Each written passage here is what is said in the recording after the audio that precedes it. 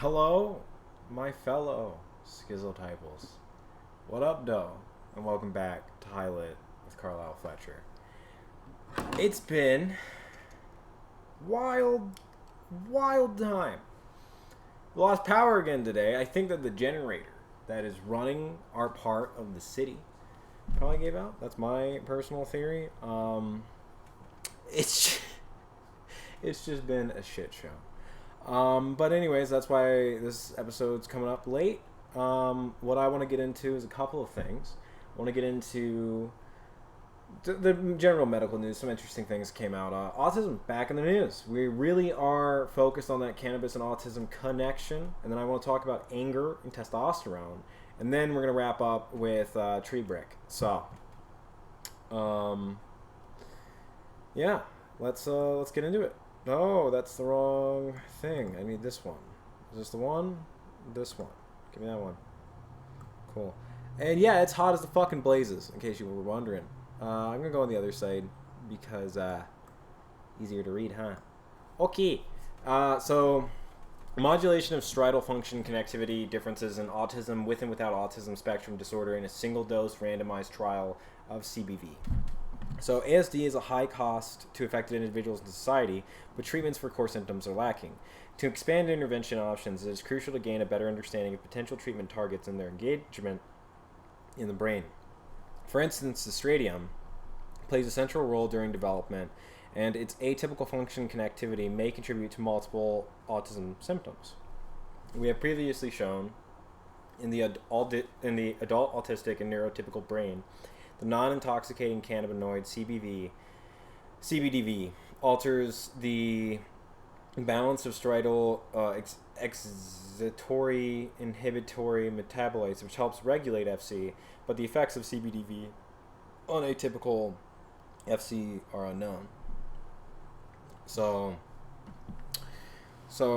they got magnetic resonant imaging data from 28 men on 2 occasions in repeating measured double-blind placebo groups controlled study. We then used a C-based approach to compare the groups and the symptoms and examine the effects of pharmacological probing on atypical FC and autism. Visits were separated by at least 13 days to allow for drug washout.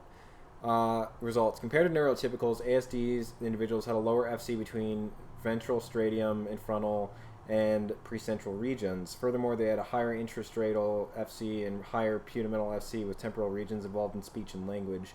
In ASD, reduced hyperconnectivity.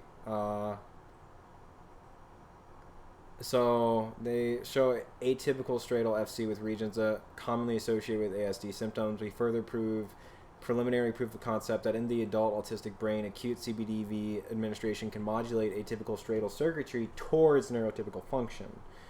So, we got background. What was that? We got participants, data processing, resting.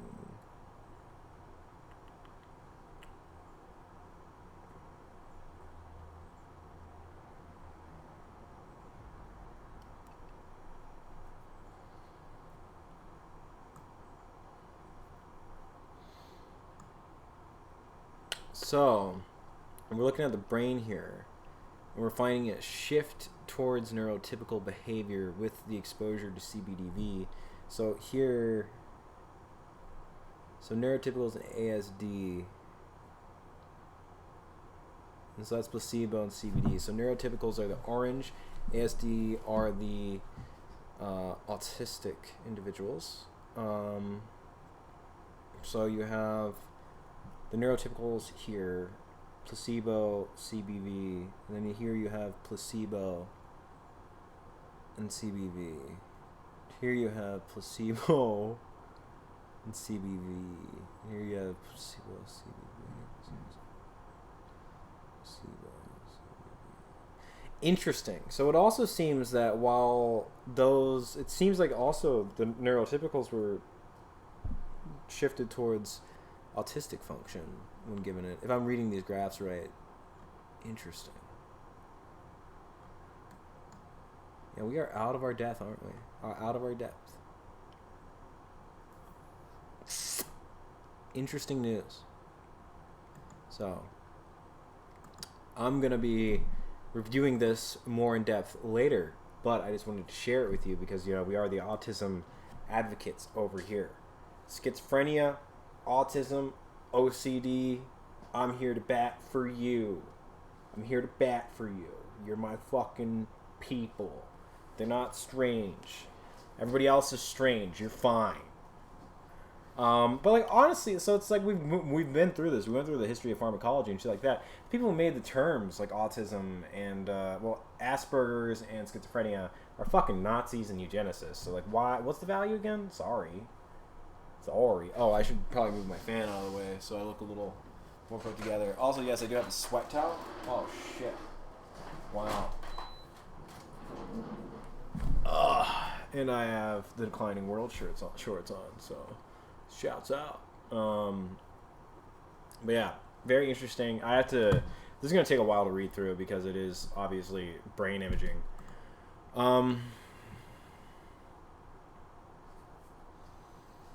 Okay, so now we're looking at, if I knew I could get that every hour instead of alcohol, I would take the cannabis. Need and feasibility of cannabis substitution implementation, Canadian managed alcohol programs. While there is robust evidence for strategies to reduce harms of illicit drugs, less attention has been paid to alcohol harm reduction for people experiencing severe alcohol use disorder, homelessness, and street-based illicit drinking. Managed alcohol programmings provide safer and regulated sources of alcohol and other supports within a harm reduction framework. To reduce the impacts of heavy long-term alcohol use amongst MAP participants, cannabis substitution has been identified as a potential therapeutic tool. To determine the feasibility of the cannabis substitution, we conducted a pre-implementation mixed method study utilizing structured surveys and open-ended interviews. Data were collected from MAP organization leaders, 7, program participants, 19, staffs and managers, 17, across 6 MAPs in Canada. We used a consolidated framework for implementation research to inform and organize our analysis. 5 themes describing feasibility of CSP implementation in MAPs were identified. First themes describe the characteristics of potential CSP participants.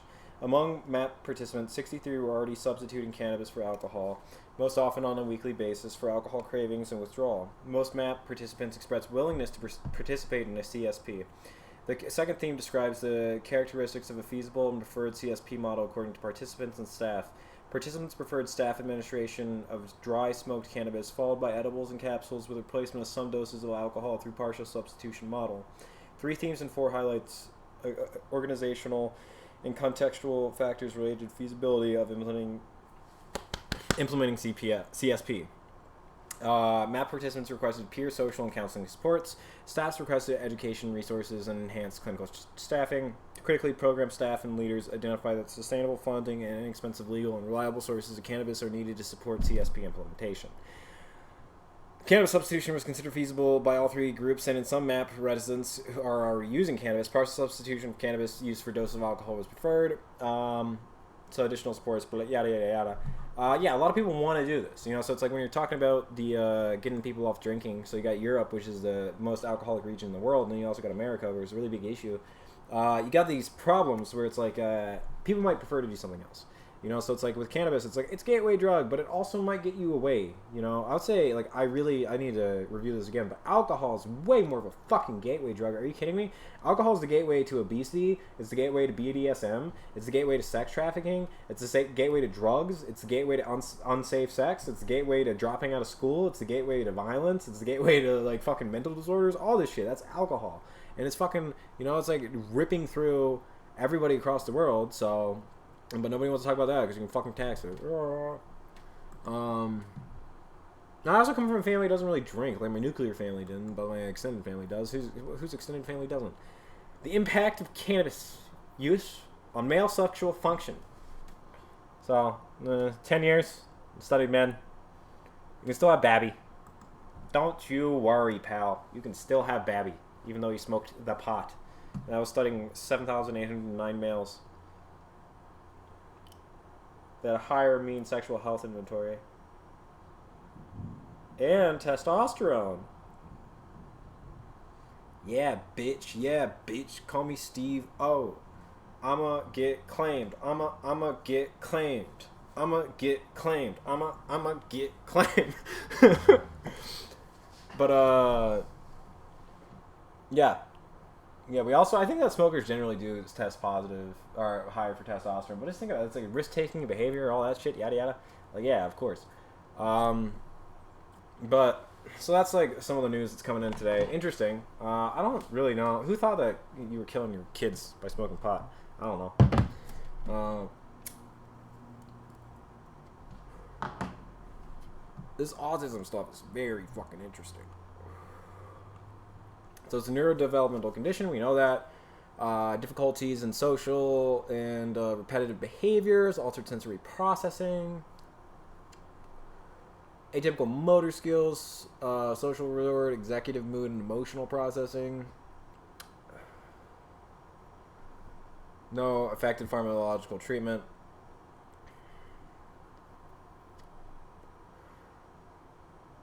So now they're talking about the brain theory, which, yeah, this is what we need to read more. Because they're talking about the potential is a stradium, which I don't think is there. So basal ganglion, so I'm guessing there. Um,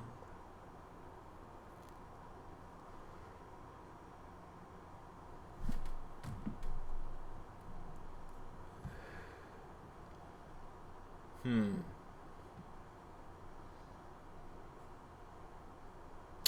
Yeah, sorry to just get quiet, but this is all very interesting. Definitely study stuff we should be talking about. Because if we're talking about disconnectivity and autism, like that is where psychedelics really shine. Fuck. Entheogen, I think. Entheogen, that's what the podcast says. The Entheogen cast. Check them out, by the way. Shouts out.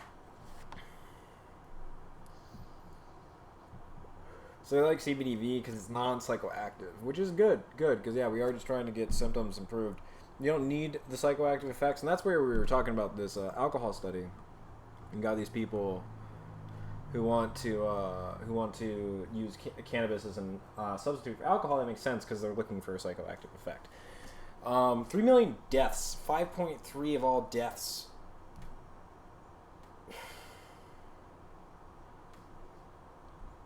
Every year. 5%. Huh.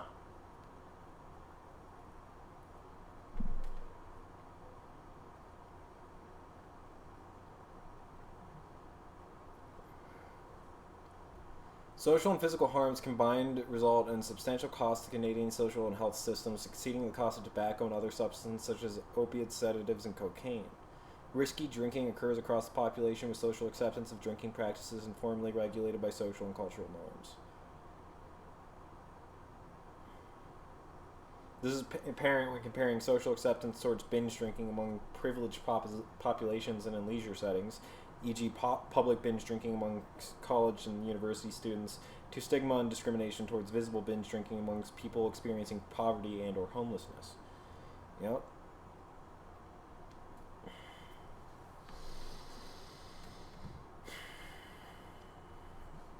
Damn. 37.9% of male homeless people are alcoholic. Huh. No shit.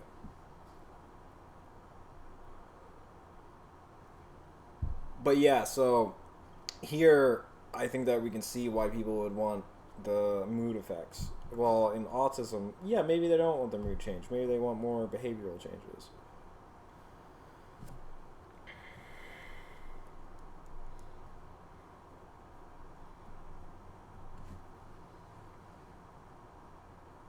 Oh, we got a burn hole. Did that just happen? Probably. We were messy. Sorry. Busy week. Fucking sick of Detroit not getting just basic function down sometimes. But it's all straight.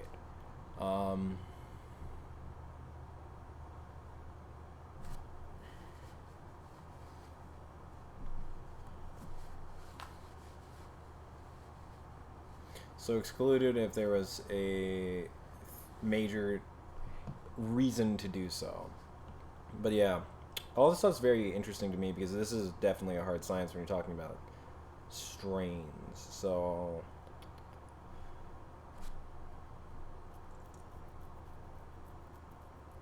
huh.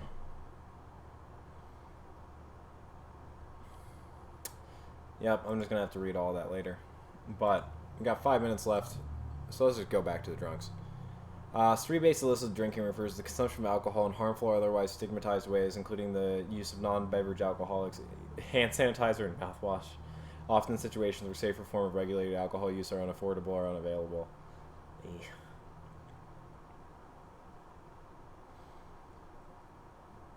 Cannabis use is not without harm. While it's not without harm, the scale of harms is substantially lower than for alcohol. The most well-studied cannabis-related harms include potential for cognitive developmental impacts, particularly for youth and people with a predisposition for psychotic disorders, and risk of motor vehicle collisions. So we've already discussed this one. People with psychotic disorders, we think that correlation does not equal causation. Cannabis consumption via smoke and inhalation is associated with similar respiratory inflammations and injury processes as tobacco. No shit. And there's a need for additional controlled clinical studies to clarify pulmonary harms. Despite these concerns at the time, the profile of harms associated with cannabis appears to be less pronounced than that of alcohol. Also, like, alcohol ain't that harmful if you do it, like, decent. You know, if you have, like, a glass of wine, you have, like, 4 glasses of wine a day or a week, you know, it's not gonna fuck you up. It's binge drinking that's really going to fuck you up.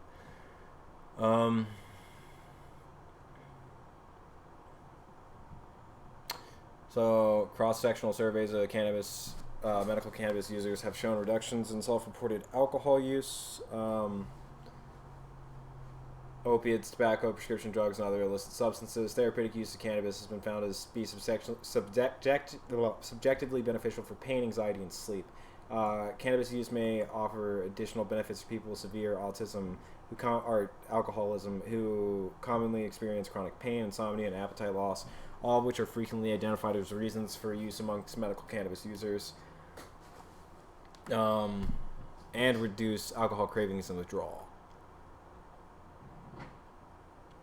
It looks like they just kind of reached out and, you know, do you have any quotes? Okay.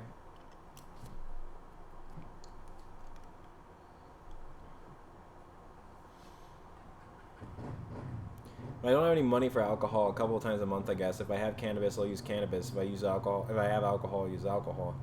Daily, okay, yeah, because like I said, if I can go to bed for a couple of hours and miss drinks and not care, right? But then someone says, you want to smoke a joint? I say, all right, go for that.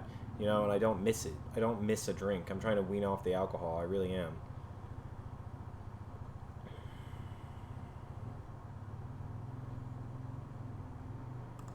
So 52% smoke daily.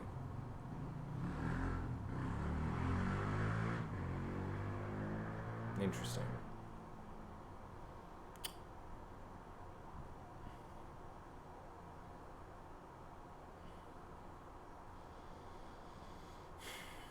So only 10% thought that their drinking would increase. It would decrease it. Oh God, yeah. Why didn't they make that the quote? It would decrease it. Oh God, yeah. If I knew I could get that every hour instead of alcohol, I'd take the cannabis. A lot of people don't eat because they're drinking all the time. Yep. You seem to be able to catch a buzz and not get drunk. You don't get all discombobulated. You start swinging with alcohol, but not with pot. I don't really see people getting violent when they're smoking cannabis. It seems to be a more social thing. I don't see people fighting. It doesn't seem to cause aggression. It seems to mellow people out. Alcohol, I've never met a happy drunk. There's always aggression. Some people that are cooked on a doobie, the worst thing they're going to do is empty your fridge. I'm still, like, coherent, you know. It's not like when you drink, you're, like, falling down drunk like I used to be, you know. And when I smoke weed, I'm still able to have whole conversations and remember things. Alcohol removes all that shit. It does. Cannabis is far better for this.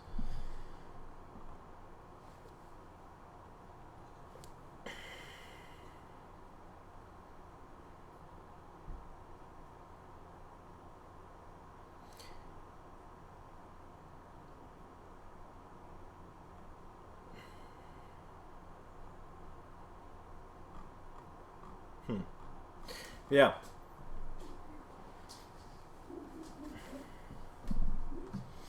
Very interesting research, very interesting quotes. I really love when they publish, if they're going to do a questionnaire, I love when they publish a questionnaire with the responses that they got. I find those very fascinating. So it's always, like, very useful to just read and, like, say what people are actually responding to. and their opinions on the matter. But now I want to shift over to something because I feel like we get to do this really strange thing, which I don't think is useful, where we call somebody a word. Where it's like that's a sad person, that's a depressed person, that's an angry person, that's a happy person. Everybody experiences the entire range of emotions. Everybody is every kind of person, so it's like some people, you're going to be angry sometimes, you're going to be happy sometimes, you're going to be sad sometimes, and all of these are healthy and fine, and it's perfectly okay. That's how you should feel. That's how you should react to the world. The issue is that I think, so, with anger particularly, I think that everybody's an angry person, because everybody gets angry. A therapist of mine told me that anger is being let down, and it's feeling like somebody's not holding up their end of the bargain. So it's like, it's that kind of emotion. Everybody goes through that. And then there's the question of how do you express that? And I think that the proper response to an emotion is to express it in some way. It's for an action. It's for a reason. Your body, you don't just have emotions for no reasons. We have the brain in our head, we have the brain in our gut, we have these processes going on. Our body is communicating with us through emotions just like it communicates with us through pain or through sweat. It's like these are involuntary reactions to the world around you that are meant to signal information to you and give you cues. So it's like when you feel angry, it's not that you need to, break a window or you need to assault somebody. But it is that maybe you're not standing up for yourself. Maybe you need to get out of a situation. Maybe you need to broker a better deal. Maybe that's why you're experiencing all these feelings. Maybe that's why you're just so frustrated and angry all the time. And the proper way to react to that is to identify that emotion, take that information, analyze your life, seeing what might make you angry, and then seeing what you can do to address that, and seeing what you can do to fix that. Because maybe you're really angry at your boss who's always making you work more and never paying you fair. So then you set up with a different company, and then you get in with a boss there that seems more fair. You line up that job, then you put in your 2 weeks, and you just fucking change. You don't need to argue with your boss. If he's not going to listen to you, you can just fucking go. You can just do something else. You don't even need to be confrontational. But at the same time, you shouldn't be afraid of confrontation. You should be able to handle some level of it because you need to be able to stand up for yourself. Once you hit, especially 20, but once you hit adulthood, once you're in your once you're closer to 30, you really need to be able to have strategies for handling confrontation. You need to be able to amicably disagree. That's what I say is one of the most crucial skills in life. As somebody who was my childhood home was destroyed and I had nowhere to go at 18. One of the most crucial skills that you can possibly develop is amicably debating with people passionately. Because that is the best way to get along with people who aren't pushovers, who aren't just going to suck your dick and be super nice to you for no reason. The people who it's actually a challenge to get to know, those people are going to respect you for standing your ground and being yourself. And that's why I think that is potentially the most important skill to build as a human being who has to share the planet with everybody else. The reason why I think it gets such a bad rap is that, so when you look at the effects of testosterone on mood, so testosterone I think is very misaligned.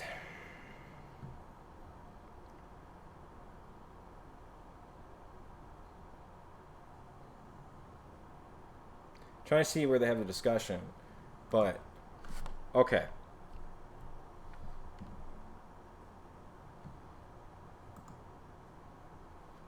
So, let's start here. Let's start with Zurich, 2009. So, new scientific evidence a decade or so ago refutes the preconception that testosterone causes aggressive, egocentric, and risky behavior. A study at the Universities of Zurich and Royal Holloway, London, with more than 120 experimental studies, has shown that the sex hormone with a poor reputation can encourage fair behaviors if this serves to ensure one's own status. Popular scientific literature, art, and the media have been attributing the role of aggression to the arguably best-known sex hormone for decades. Research appears to confirm this. The castration of male rodents evidently led to a reduction in combativeness amongst the animals. The prejudice thus grew over decades that testosterone causes aggressive, risky, and egocentric behavior. The inference from these experiments with animals that testosterone produces the same effects in humans has proven to be false. However, as a combined study by neuroscientist Christopher Eisenegger and economist Ernest Fair, both of the University of Zurich, and economist Michael Neff of Royal Holloway in London demonstrates, we wanted to verify how the hormone affects social behavior, Dr. Christopher explains, adding, we were interested in the question, what is truth and what is myth? So also it's like, wow, we took these rats and we cut their balls off, and they're less aggressive. I would like to do a study with 40 female rodents, and I would like to cut off their right arm, and I'd like to cut off the right arm of all of the female mice, and then do a study on them for a year and see if they're less aggressive. They might be. Maybe because they're fucking traumatized. So, fair with testosterone. The study's result, however, contradict this view sharply. Test subjects with a artificially enhanced testosterone levels generally made fairer offers than those who received placebos, thus reducing the risk of a rejection of their offer to a minimum. Their preconception that testosterone only causes aggressive or egocentric behavior in humans is thus clearly refuted, sums up Dr. Christopher. Instead, the findings suggest that the hormone increases the sensitivity for status. For animal species with relatively simple social systems, an increased awareness for status may express itself in aggressiveness. In the socially complex human environment, pro-social behavior secures status and not aggression. Therefore, testosterone is linked to pro-social behavior. And having less testosterone means you're less likely to engage in pro-social behavior. So when you see these fucking, weakling men who are just afraid of their own fucking shadow, who don't want to shout, that are afraid of confrontation, who identify as a feminist, that end up raping your friend, why are you fucking surprised? They have no healthy fucking hormones. They're sick people who don't want to engage in pro-social behavior. Smashing a beer can against your head is not antisocial. It's pro-social. Just because men are smelly doesn't mean that they're mean or aggressive or evil. Why do you want to change humanity chemically? That's what it's like. It's like testosterone is a natural part of humans. Raising your voice is a natural part of humans. Have you listened to primates? Have you listened to monkeys? They fucking scream. We're no different. Language is no different. We just think we've tricked ourselves because we got these brains that we have vocal cords which are allowed to finely articulate. So we are able to make fine sentences and words and definitions. So we think that we're so much fucking different, but we're always falling into the same patterns of just leave well enough alone. Leave well enough alone. Just because you can study the natural world and then look at humanity and be like, maybe I can make this better. Maybe you fucking can't. Maybe we do have an appendix for a reason. Maybe it's not useless. Maybe the pinky toe isn't useless. Maybe whales have the feet for a reason. Why would you change these things? Just leave it alone. Leave well enough alone. Jesus. The interplay between testosterone and the socially differentiated environment of humans, and not testosterone itself, probably causes fair or aggressive behavior. Moreover, the study shows that the popular wisdom is the hormone causes aggression is apparently deeply entrenched. Those test subjects who believed they had received the testosterone compound and not the placebo stood out with their conspicuously unfair offers. It is possible that these persons exploited the popular wisdom to legitimate their unfair actions. Wow, it's possible that people used masculine signaling and masculine identity to commit antisocial behavior, as if maybe somebody would change their identity to identify as a male to act unfairly because they believe that masculinity is simply about being an unpleasant person. Being unpleasant is so fucking overrated. Being prosocial is underrated. When's the last time you met somebody who could get along with everybody? Those people are fucking rare. When's the last time you met an asshole? When's the last time you met somebody who has limited skills and limited social benefits? All the fucking time. All the fucking time. It's not cool. It's just expected. Especially in America, you're just expected to be unpleasant and a pest. You're just expected to be a fucking jerk. You know? And no, I do not accept that as testosterone. I do not accept that as masculine. Masculinity is pro-social. You build a fucking pyramid. You make St. Petersburg out of a swamp. You unite people. That's what masculinity is about. It's about bringing the tribe together. It's about bringing humanity together. It's about feeding people.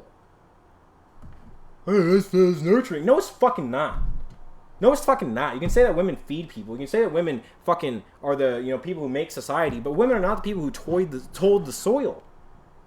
That's what fucking men did to build cities for people. How are you going to say that masculinity and testosterone are violent and antisocial and not able to be implemented into a group when it's the very foundation of several primitive social movements that led us to where we are today? How would that follow? If that followed, we'd all be in a state of just eating each other. It appears that it is not testosterone itself that induces aggressiveness, but rather the myths surrounding the hormone. In a society where qualities and manners of behavior are increasingly traced to biological causes and are thereby partly legitimated, this should make us sit up and take notice. The study clearly demonstrates the influence of both social as well as biological factors on human behavior. So let's see. That's 2004. That's 2020. That's 2013. Let's do 2020 next. So testosterone, mood, and behavior and quality of life. Testosterone plays a pivotal role in maintaining balance within the multidimensional psychological network of mood, behavior, self-perception, and perceived quality of life in men of any age. Apart from classical forms of hypogonadism, low testosterone concentrations can also be seen in older men, described as an age and comorbidity-driven function hypogonadism, and might relate to depressive symptoms, exhibiting a wide array of clinical pictures ranging from dysthymia and fatigue over inertia, listlessness to hopelessness, and suicidal thoughts. Also, various traits of anxiety, from unfocused fear to phobic anxiousness and open panic syndromes, are all influenced by testosterone. Like, does this sound familiar? Have you not seen, like, far left men? And I'm not trying to pick on anybody for the political beliefs. All people are welcome here. But at the same time, there is a cliche of just, like, you know, this wiry man. And I mean, look at me, dude. I'm fucking wiry. But the point is that it's like, you know, I'm not afraid of standing up for myself. I can eat meat. I can fucking argue with the best of them. That's fine. You know, it's like I still feel like I have a healthy relationship with testosterone and with masculinity. But with the people who try to, like, domesticate themselves and think that never raising their voice is the same thing as being a kind and mature person, I think that that is absolute foolishness and completely untrue and completely invalid. You cannot just blame a hormone or a gender for negative action. You have to take personal responsibility. Correspondingly, anxiousness is likely to be modulated by testosterone via stress resilience, threat vigilance, and reward processing. The steroid modulates proactive and reactive dimensions of aggression, which has to be seen within the context of gaining or maintaining status. This may also include other strategies impacting the social position, heroic or parochial altruism, and non-aggressive paths of assertiveness, such as posture and social vigilance. Independent rather than relationship-associated self-constructual and self-esteem have influenced risk-taking traits under the modulation of testosterone. In addition, the genetic setting of the androgen receptors modulates the role of testosterone in aspects regarding mood and personality. Dimensions of sexuality are rather important in this context, but are not the target of this article and covered in another part of this special edition. Yada, yada, yada.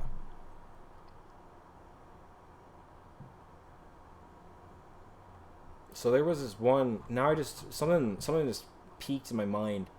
Was it this one? Andropause, bro. Andropause. Yeah, we'll just go through this later.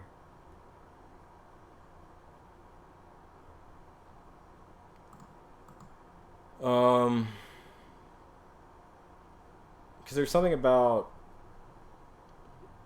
social behavior where it's like testosterone was linked with individualism. I think it's this one.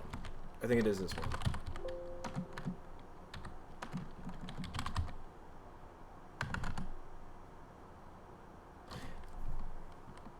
Okay, so cool. So, in the past, unprovoked aggressive behavior and violence were found to be related to the serum testosterone concentration levels in humans and animals. Men with physically and verbally aggressive behavior or social dominance had significantly levels of serum testosterone compared with non-aggressive subjects. But maybe that's because of another problem in the brain, and maybe that's just, again, correlation is not causation, and maybe those high testosterone levels are why they're acting pro-social, in that they're trying to work with a larger group. So they're trying to reach out to a larger thing, but maybe it's like they have an issue with that reptile part of the brain that regulates anger. So while they have high testosterone and they have this high drive to be pro-social and to work with a larger unit, they also are incredibly disagreeable, which then makes for this, person who is incredibly confrontational that keeps talking to people.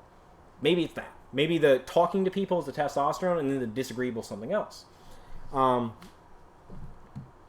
Recently, this is seen in a more complex behavior manner. For example, testosterone levels are rather associated with risk-taking behavior and traits of reactive aggression. So again, protection, defense. Testosterone is defense. It's being willing to stand up for the people that you love. Somebody's bullying your gay friends, so you fight them. Somebody is picking on your family, so you fight them. Somebody is trying to do something amoral, so you go to war. It's like, this is testosterone. That is masculinity. That is male aggression. Self-sacrifice for the greater good. It's not being a dick and controlling how your wife spends money. Women are the people who control money. Like, if you're looking at patriarchal models, it's always the wife who runs the fucking books. Men make money, women spend it. It's not like, where are you getting this idea that men are just like stalking women and controlling every action that they take? That's not what testosterone is. That's not what masculinity is. That is an unhealthy projection, probably from an infantilized individual who deeply desires a completely controlling BDSM relationship because they are completely incompetent and feel like an infant still, so they're looking for a replacement parental figure, and thus projecting that relationship onto the patriarchal model, and thus attacking that because they have this deep shame of being infantilized and seeing this paternal figure which they blame for making them that way, when it was really just a overactive parents. It was an overactive nuclear family, in addition with a technological revolution, in addition with a fear-based society, which causes isolation, which further infantilized people, which means that they should go to therapy and work on that and not try to blame the entire history of the world for why they feel bad and why they feel like they can't take care of themselves. Like, it's not because of testosterone that you're a fucking baby. Whew. And also, the reason why I'm getting like a little heated is that, again, I'm not like freaking out. I'm ranting, but I'm not screaming at you. I'm not trying to make you afraid. I'm passionate. This is called an impassioned speech. This is the same thing that the Greeks did in drama. This is the same thing that the French did. This is the same thing that Shakespeare did. It's like you're trying, like, limiting the human experience to only this tone of voice, where you make sure that everybody is being communicated to in a direct manner, and maybe you make it a little bit warmer so that everybody's comfortable. If you live your entire life in this voice, I am like 120% convinced that you are a sociopath, and I would never trust you with anybody that I love. Meanwhile, if the first time I meet you, you argue with me, and then we get to a point of mutual understanding, and then we like just hang out a couple of days, I consider you like honestly past an acquaintance at that point. You like really hit it off well, So I like real people. I don't like the people who are trying to always just like be social climbers and are just trying to always manipulate the way people look at them. And that's where I think that the war against testosterone goes. And we got more studies and more studies. So the point is, you got to integrate all parts of the human experience into a full life. You can't limit yourself in any way. You got to feel sad. Men gotta cry. Yeah. That movement, I get it. But like, also, not all men cry like women. Sometimes men process sadness in different ways. And I'm not talking about alcoholism. I'm just talking about like, maybe there's a reason why. Maybe somebody's like, dad drowned and they just build wooden ships. It's just what they do.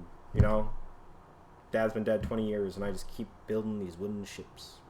And it's not crying, but isn't it the same thing? So everybody expresses emotions differently. Just make sure that you express them in some way. You can't not be an angry person. You can't just give up anger and disown it, because that is psychotic. That's psychotic and very scary. And the idea of doing that I think, is how you make a already difficult public even sicker. You know, because like that is just, I don't think it's a wise move, and I think that it's pretty obvious that all humans have to be able to express themselves and to express themselves freely, because the limitation of expression never goes well. When has a censor ever worked out? When has controlling speech ever worked out? I do think that it's interesting because the most interesting literary periods are usually when something has to be said, which is usually due to the fact that there is some sort of censorship. Fascinating, you know. But I don't think that's good. You know, I don't think that's a moral good. I just think that that's an interesting side note, and I think that speaks more to the excellence of the human animal and the resilience of us, even in the face of adversity. God, it is so hot in Detroit. It is hot in Topeka. Hey, you guys remember that? I remember that. We're gonna do a little tour of Gurudanath because we did a little update. By a little update, I mean we did a massive little thing. Maybe. Who knows? Got an enchanting table now, so we're really playing Minecraft. And let's see. So we're going to start off in the map house. So let's see. Let's get on screen. So let's just boop. And yep. Cool. So here we are in the map world. So, you know, this is our region, right? Here is Gurudanath. It's this these wooden structures. And then you got the farm up there. And I need to be higher. Because I'm just uncomfortable. Hopefully, am I still on cam? Am I still in the camera? I'll go a little bit higher. There we go.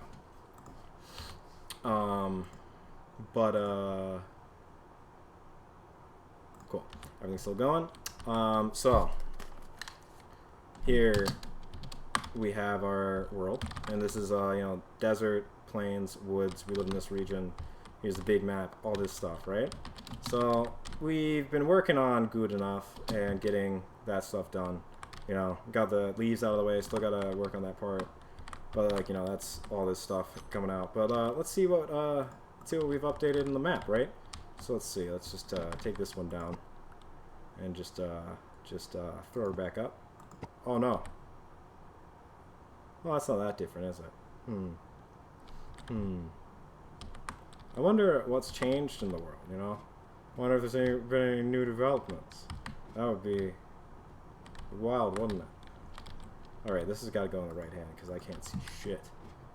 This is the only way the map should look. I hate it with two hands. But, so.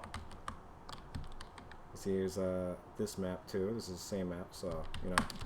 This is all, we're naming the streets too. So we got, yeah. Oop. We got rail now. That is loud as a motherfucker. Holy shit. Oh!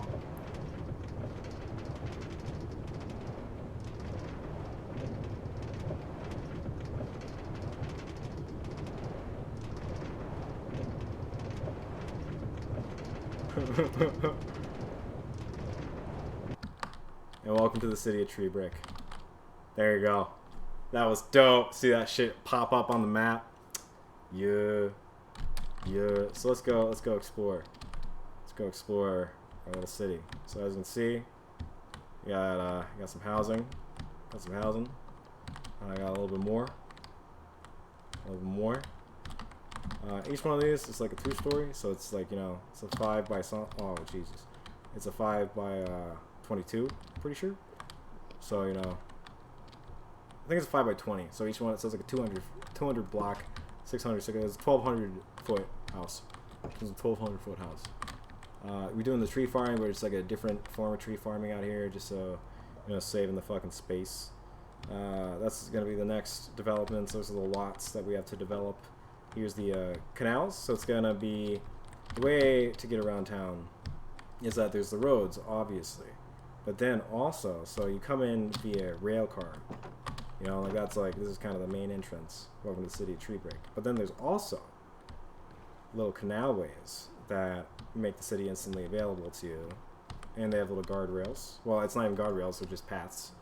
And, you know, this is how we keep the city pretty aesthetically there. And these are the lots. So those are all the houses that we have, you know. So we got like, what is it, 3 units here? Yeah, 3 there. And then I think it's 4 on the side. So it's 3, 6, and then this should be 11. Because that's, yeah, 1, 2, 3, 4, 5. So yeah, it's 11 units. And then each one of these has like this little entryway and then a floor on top. It's kind of like a loft space. Either for storage and you like live down here and all this, or like, you know, maybe like rent this out, put like a little makeshift door on it. Yes, I do design this as if it's a real city. As you can see, fuck cars. We don't need none of that. You take the rail into town, and then once you're in town, you're walking. And that's the point also with, you know, the original settlement. This kind of got a little bit more developed because I just went ham in 2 days. So yeah, this took 2 days. And as you can see, we've got a cat. We got a cat, so it spooks away the creepers. It's also cute. I like that cat. But this is our enchanting room now. It's kind of like the town hall. I have like the library. I got the max stack of the, you know, 4, 3, 4, 3, 14, 15. So now actually playing Minecraft, got a fucking efficiency 4 silk touch. But yeah, that's the world we're working on. I feel like this is approaching. So like I've been talking about Raft and Known. I'm talking to him about it because I'm actually like I followed some of his ideas that he's like popularized, where it's like you've got like this brick archway and then the rest of it's cobblestone, because it's like brick is expensive but cobblestone is free. And that was a tweet that he made recently, and I was like, oh shit, like that's actually true, because you have to cook the stone. Like, you know, you have to use the coal to make it into brick, and then you got to do that, unless you have silk touch. But then, you know, so that was kind of the idea of the settlement, was just experimenting with cost-effective building. So like, as you can see, the vast majority of the city is just an untreated cobblestone, you know, as you would if you were just like breaking shit. And then like the highlights or the accents are in brick, while the like kind of like the framework is just these trees. And also it's like, I don't really know, it's Minecraft, so I like, you know, it doesn't work like reality, but it's like if you could plant trees and they went perfectly straight and they were all uniform, I imagine people would build that way. Also with Silk Touch, the reason why I was using that pickaxe at all, the reason why that pickaxe has any use on it, is get this yeah, get the beehive. Got a beehive up here. Growing potatoes, growing the taters. And yeah, so just that's what I've been working on here. I really like that it's very easily visibly decoded as a city on the map. That I think is pretty sick. And obviously I know it's Minecraft and I understand that that's the aesthetic, but I do feel like it's coming together as like a sort of more, you know, I feel like it's starting to make sense as I think it's starting to get a feel. This city I actually like a lot more, because we just completely, you know, I'm building onto the sea.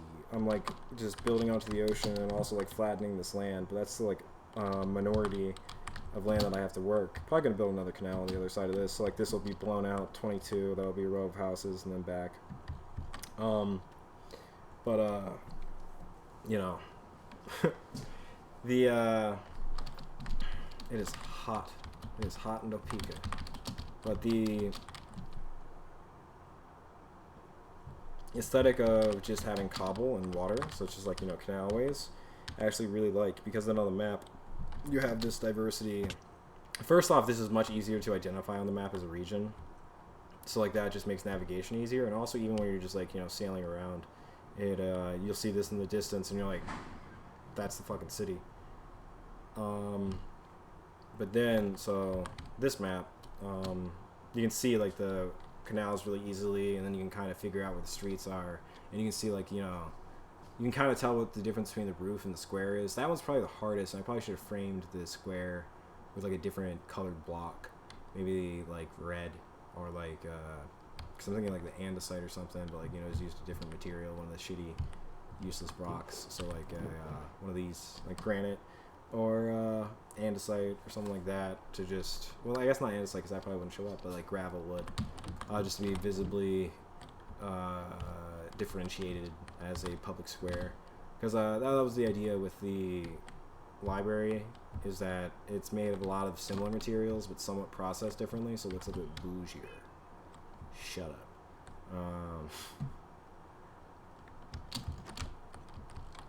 But yeah, so this is TreeBrick, because it's made of trees and brick. And it's obviously, shout out Stone Brick Rock. We know where we came from. SBR, baby. But yeah, so I've just been trying to get this vibe out, because it's also like, you know, it is just, I am a big fan of urban planning.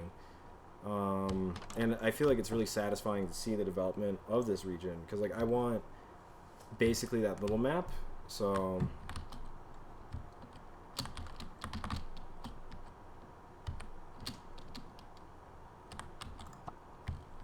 I want this little map to be very, I want all of it to be filled out. So the one on the right, that one.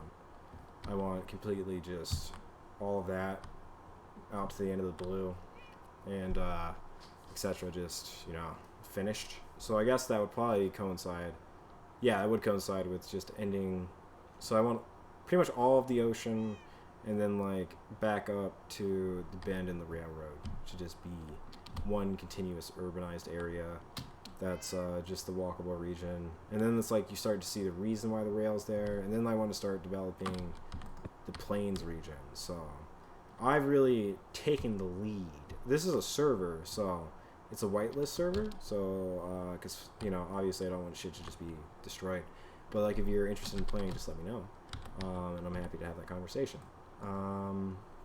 But you know, so the plains over there I really want people to just start working on that, and then like they, like, you know, to start building out this settlement. I might be doing row houses to like there, and like just flatten that out and make that the natural curve.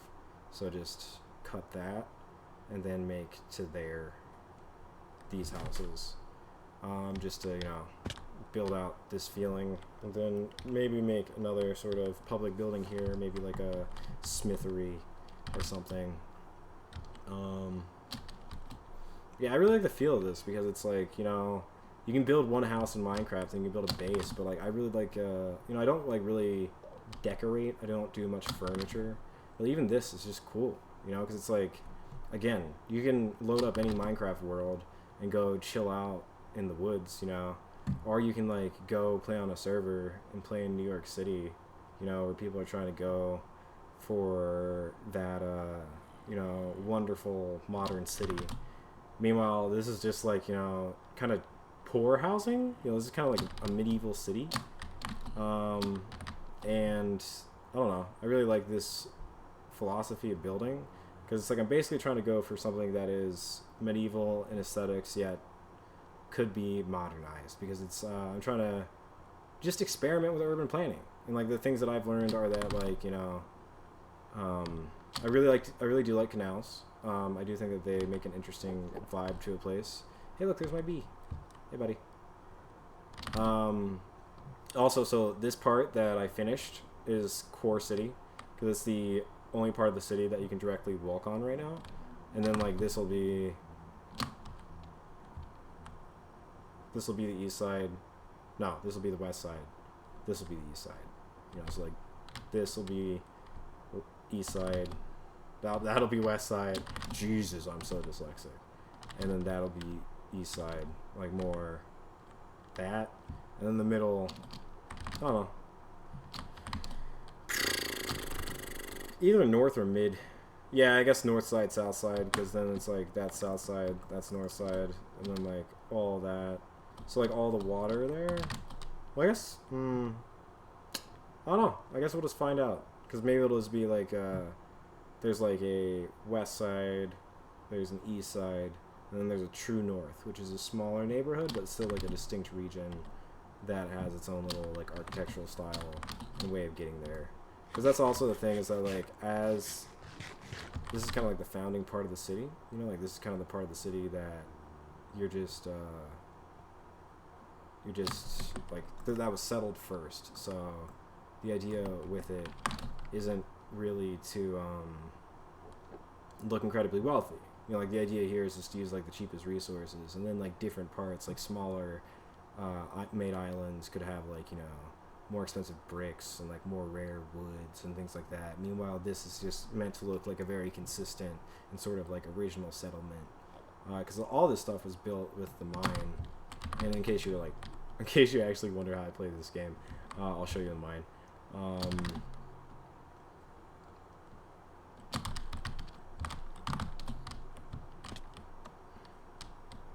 So the way that I just have figured out the mine is that I just go over here and you just swoop, and this is where I got all of my cobble, you know. So like this used to just be normal, and I fucked it up big time. So that's if you're wondering where I got all the resources, that's how I got the cobble. I've explained the tree farming technique that I've used for the original Good Enough. Here it's just been, you know, it's just been work, just like endless iron pickaxes. I got tired of it after 2 days of just wasting my fucking life. So now we have the max enchant table, and I'm trying to hold levels so that I can just cheese. Do we have wood? We should have a piece of wood. We have one piece of wood. So yeah, this is how I do the tree farming, in case that was cool. Live! We did it live! Wow! Yeah, I think that's the enough of TreeBrick. Probably gonna put some dogs in here or something. But yeah, that's the basic idea of the world. I'm actually like low-key really proud of it, and I like how this region's coming out. Yeah, I'm just gonna keep working on this and keep building it up. It's like a hobby, and then like I guess also like I feel like it is a good way to, you know, show off these architectural realities that, like, you know, are the reason why everything that we have looks the way it does, but people might not necessarily be informed about. Follow Rathnone on Twitter, also, by the way.